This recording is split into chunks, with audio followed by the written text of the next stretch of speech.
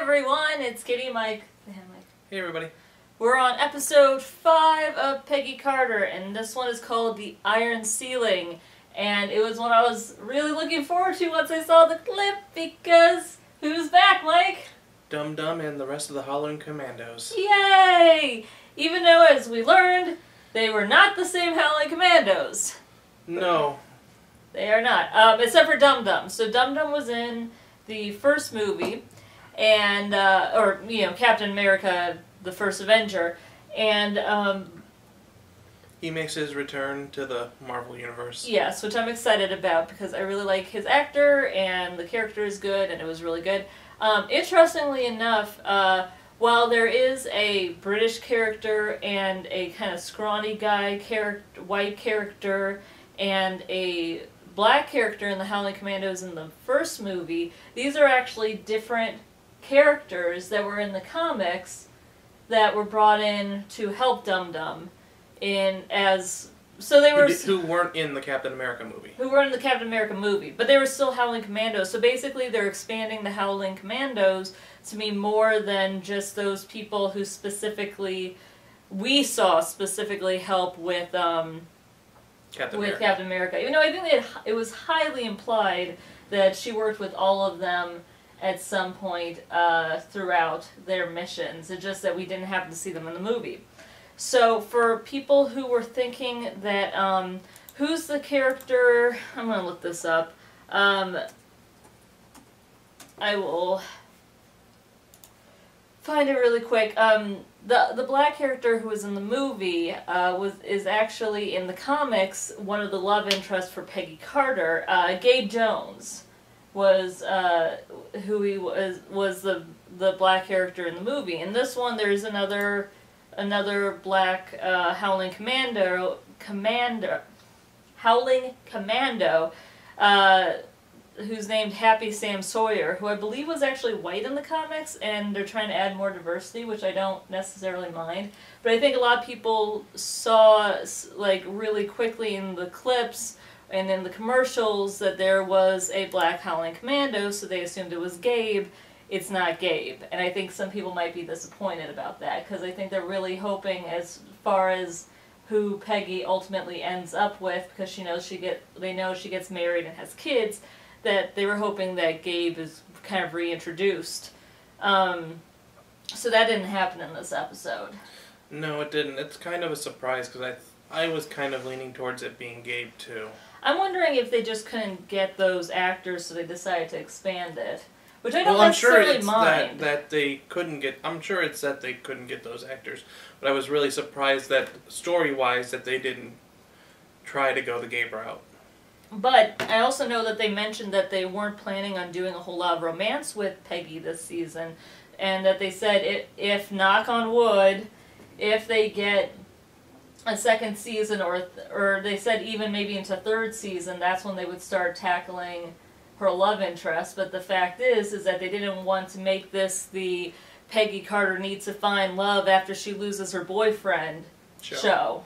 They wanted it, Peggy Carter moves on after the war and learns how to live after someone she cares about dies, and after, the trauma of war. So in that regard, I understand. But it would be really nice to actually see her with this one character that I know a lot of people were really rooting with her for. Besides that, let's see, Junior Juniper was kind of the skinny guy who apparently named them, as they said. And then, like I said, Happy Sam Sawyer, who his whole bit is that he is a grump. But he's played by Leonard Roberts, who fans of Heroes will know as... Oh, I can't remember what his power was, but he was dating the blonde who had a split personality. I don't remember that show much it's been anymore. A long time. But he was in that show, and I recognized him, and it took me a while. I think I showed someone else the clip, and they were like, oh, Leonard Roberts! And then I looked at the name, and I was like, oh, okay, that's why I recognize that actor. So the whole bit, again, Howling Commandos are there, hooray!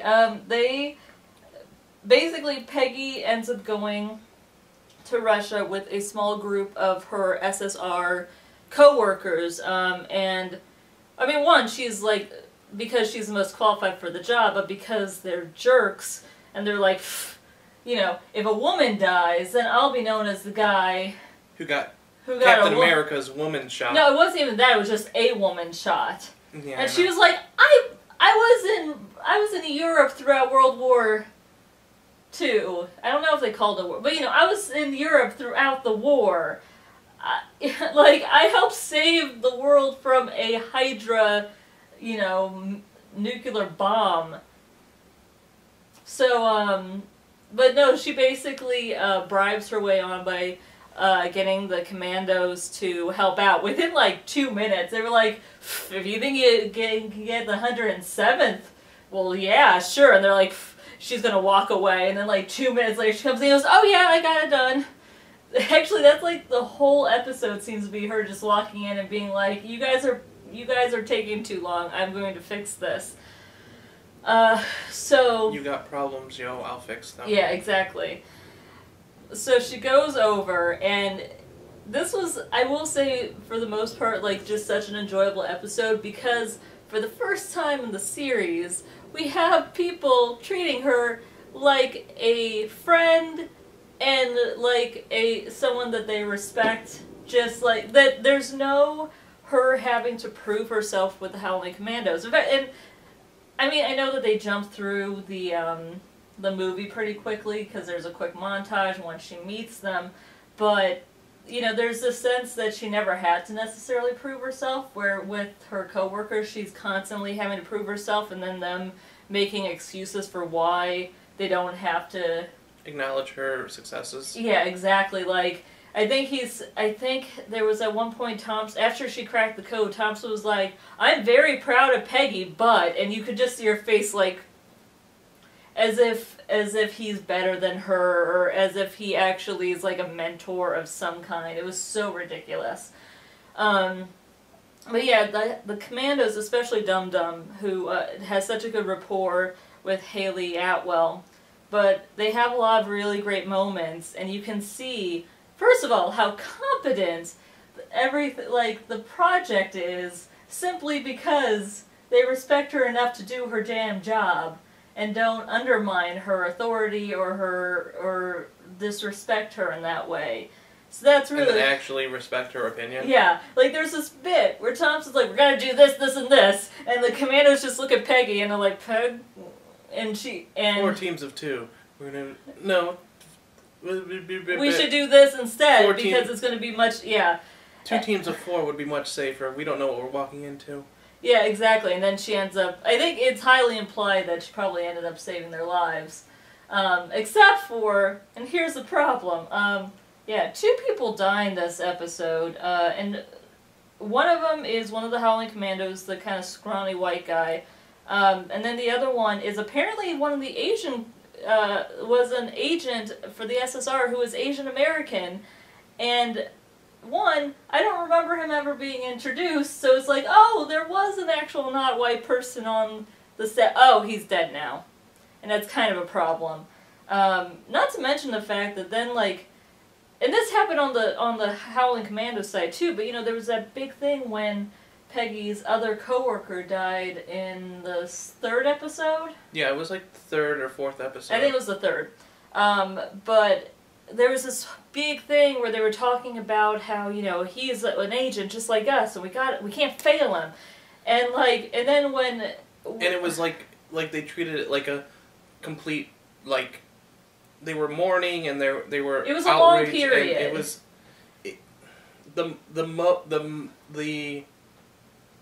The mood of those moments was down, and oh god, we've just lost a team member. Yeah. And now I will say that Thompson was, when he got back, he made a point of telling him, like, I will, as the officer on, the commanding officer on that, it's my duty. Like, he was very solemn in that. But it was a much smaller moment than when the other agent died.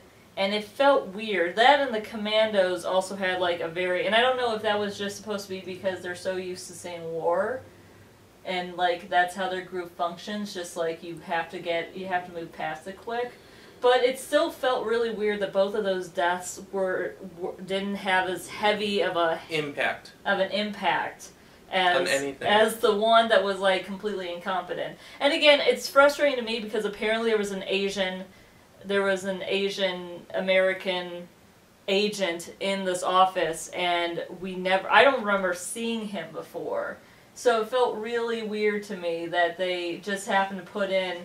I think he's been in the background a few times. He has, but like they never addressed it. And so I wanted to talk a little bit about the diversity on this show because it's been really lacking. Yeah. And I think one of the problems I really have with it is that I've seen some people go like, well, you're not going to have a lot of the characters be not white because of segregation. Well, one, you'd still see them in the background, even if that was the case. Two, it's in New York, so like segregation, it's not like it's in Alabama. This isn't set in the Deep South, so it's way different. And also, like, and yeah, it frustrates me. And I feel like if you're going to also, if that's going to be your excuse, you should still show the segregation as a thing that existed then. If that's your reasoning for not having them like having black people work in the office or what have you. And the problem with this is, even if you take that line of reasoning, you have the Howling Commandos who have at least in this episode have a black person as part of their crew, and that's never been brought up as an issue for either the Commandos or for the SSR people who come. And clearly they're like the SSR people have been seen to be bigots and like jerks, at least to Peggy. So like, I don't know, it feels like if Mad Men had avoided talking about race at all, which would have been completely disingenuous for the time period, especially when you have a show like this that is so blatantly pointing out sexism. So it is a problem. And I'm like, I get that that it's a very short season, and that you don't want to focus on it entirely because you got a lot of stuff with Peggy, but you still need to do background stuff. You know what I mean? Yeah, you need to set up a picture of the time period, and this feels very sort of almost disingenuous. Yeah, it's very disingenuous. And the weirdest thing is that, again, I don't buy the segregation excuse, because there was a black woman who was one of the people living in the apartment complex with Peggy. You saw her in not this episode, but the episode before. She had like 1 or 2 lines, but she was there. So it would have been really easy at least for that scene, at least for like around her apartment building, to have more diversity, at least in the background characters. It's New York. It's New York post-World War II. There were black people there. There were other people of color there. It seems, and again, it's weird because I also found myself defending the show, at least defending the show in the fact that, like, I still really like it and I want people to watch, even though there are problems. But the more you watch, it is, like, the big, blaring problem of a really, really good show is the lack of diversity. It's still very watchable. I love the show. I love Haley Atwell's performance in particular, and I like a lot of the other characters they're setting up. But it is a frustrating aspect to a show that I really, really like and that I want to see succeed. So it's a pickle, basically. Yeah, it's a really great show, but it does have its flaws and things that you should be criticizing. And as much as that is, everyone should be watching it because it's a fabulous show. It really is a good show. By the way, my parents started watching it, and they haven't actually seen the MCU, which had a funny moment the other day because I was having lunch with my dad, and I brought the show up because I was like, maybe I can like convince them to try it out because they'd be into like the 50s kind of vibe, nostalgic vibe of the show. I don't even know if they've watched Mad Men, but they like period stuff, you know what I mean? And they like spy stuff. And my dad goes like, oh yeah, we've been watching it. And I was like, you have? And I got really excited. I started talking to him about it. But the funniest thing was that he went, so like, is Captain America gonna come back? Like, is he dead? I'm like, no, he's not dead. He's here in the present. Like, he got unfrozen a few movies ago, and he's in the present now. And he's like, oh, okay, but that means that he won't come back to the show. Like, he won't come back and, like, save the day for Peggy. I'm like, no, Dad. I hate to burst your bubble, but that's not gonna happen. Yeah, Captain America's not coming back, no matter how much they set up his character in this show. As be like, well, every episode has like a picture of Steve somewhere in it. Or a mention of Steve, or, you know, that little bit of Dottie going like, you just sound like Captain America. Yeah, but see, the reason for that is because the show assumes that we know as an audience what happened, like, what, 4 years ago? On the in a movie? Yeah, actually, in the first Captain America movie, I was gonna say Avengers, but I was like, oh wait, no, it's this ending of the first Captain America movie. So yeah, I think that they assume that it's spoiled for people, or they've read the comics in the last like 15, 20 years. So besides that, the other thing, the reason why they go to Russia, they discover they don't call it in the show this, even though in all the commercials they don't even basically say, they flat out say what it is. It's the Black Widow program, the very first iteration of it, which is really eerie, and there's a lot of like creepy mood stuff. Yeah. They set it up well. Yeah, it's got really good stuff to it, but I don't, like, for this place, and it's got a lot of eerie stuff, and it's really cool, and they gave a lot of prop stuff and created a lot of stuff, and it was they were showing them what was it, Cinderella or Snow White? Snow White. To teach them English and stuff like that. And it was like it was a creepy moment too, where they were like, I'm going to be nice to them, and then maybe they'll let me stay. And it turns out, oh no, there was what's it called, like flashing messages. Subliminal messages. Subliminal messages in there that's like fear and death and kill. Yeah, there's a lot of really creepy stuff, and I think it's really going to be setting us up for Ultron, because clearly, from the trailers, they're showing, you know, the Red Room of Natasha, which is going to be awesome. So that was really cool. And I'm trying to think what else. Oh, and of course Dottie is actually, I was kind of hoping that it was going to be like how Natasha's story has sometimes been, where she's confused about how much she really understands about what's going on. Like, she still thinks of herself as a dancer, which could be the same thing with Dottie, but I kind of like that idea better than her being completely cognizant of what she's doing. But she seemed pretty clear, even if she was slightly unhinged. Yeah. But that's looking good too. I'm looking forward to seeing how that gathers.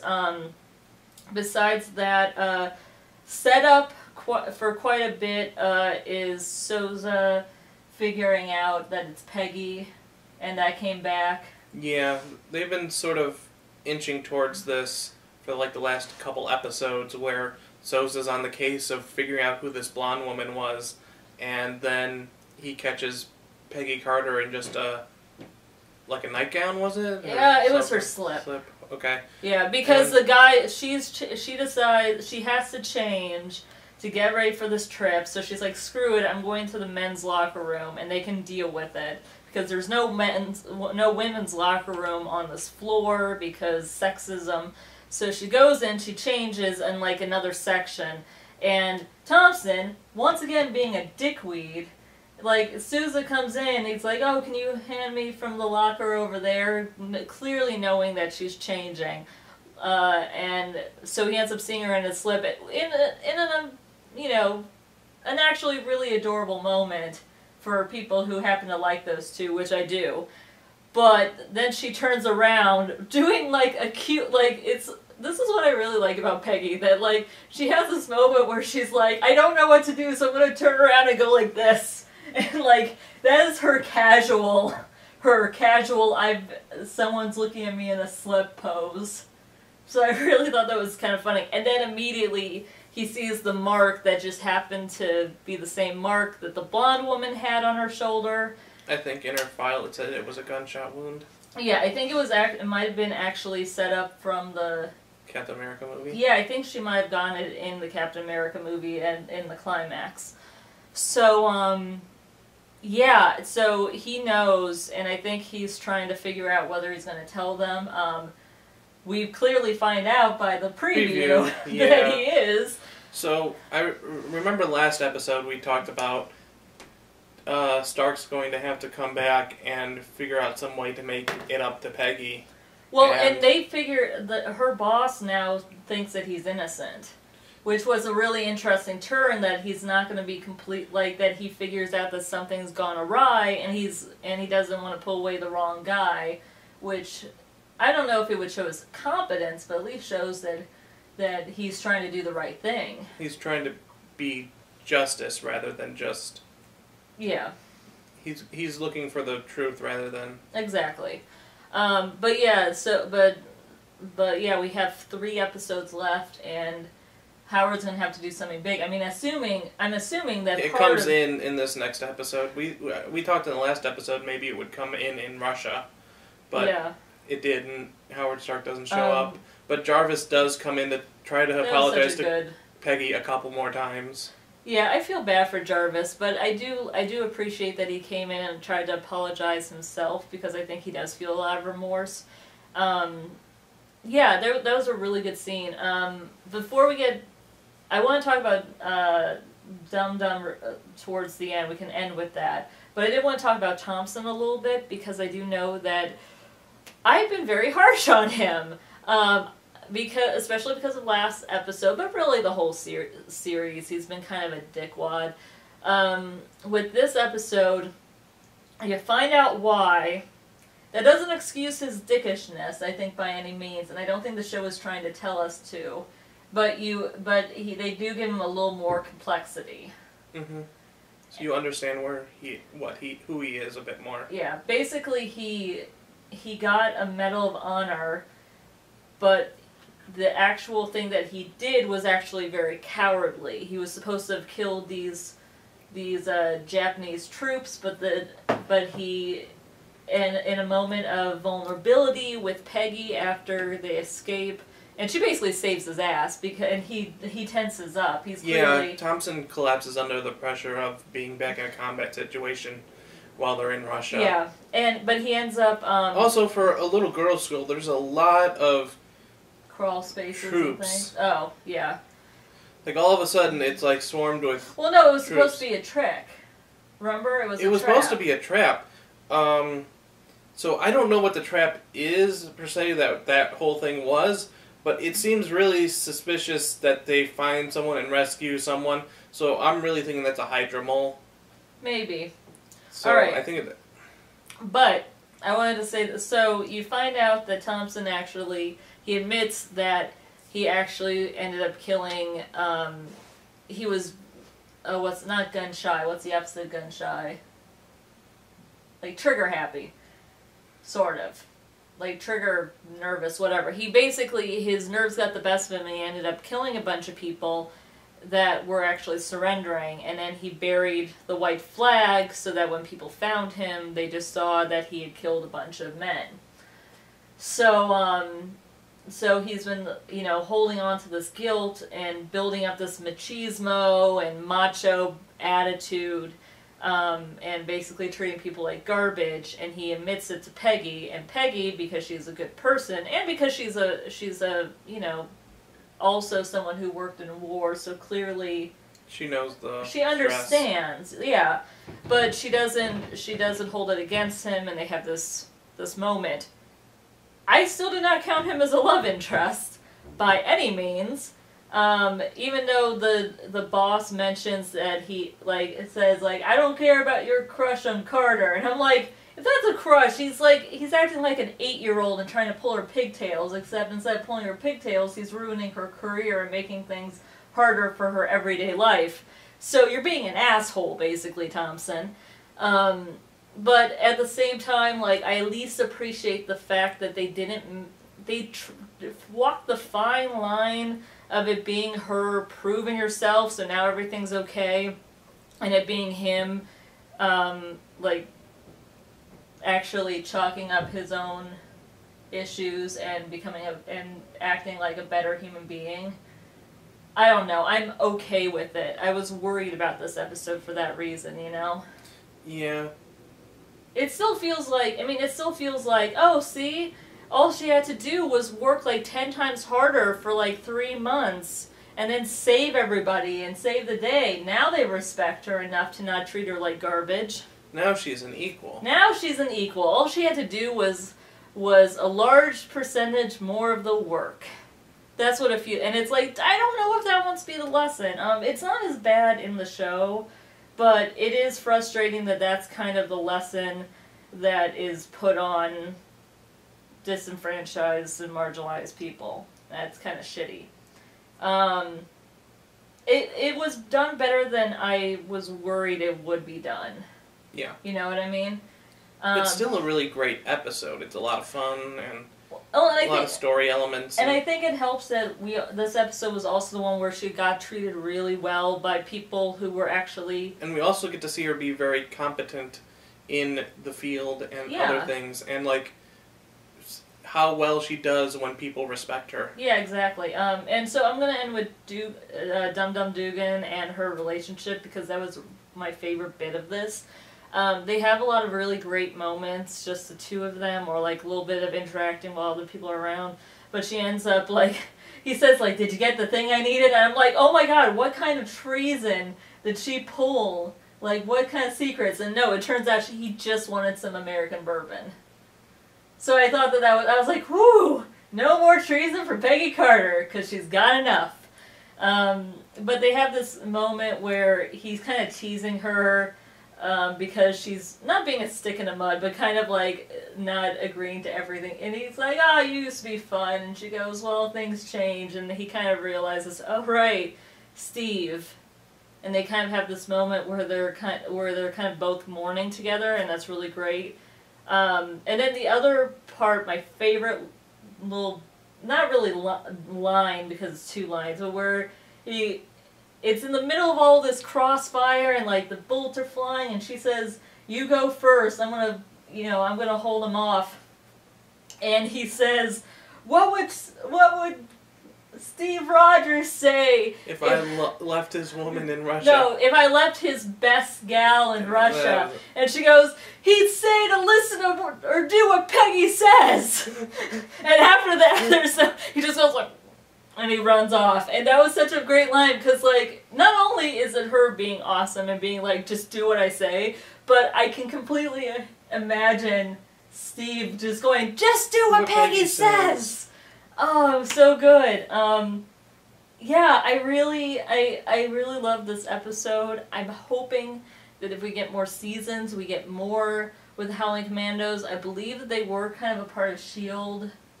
at some point. They have such big connections to S.H.I.E.L.D.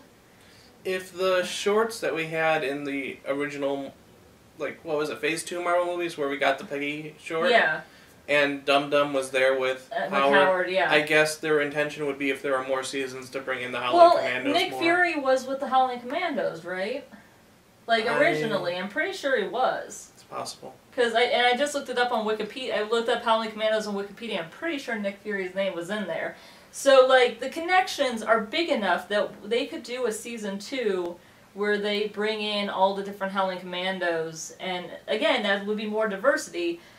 What I'm really hoping, and I'm going to start saying this for season 2, is that, and I don't think this is, again, I've seen some people, apparently some of the fans of the show are like, everybody who's mad about the diversity on the show, watch it, and then maybe it will get better because we all watched it. I'm like, well, you don't want to tell that to people because that's kind of a shitty way to get people to watch a show.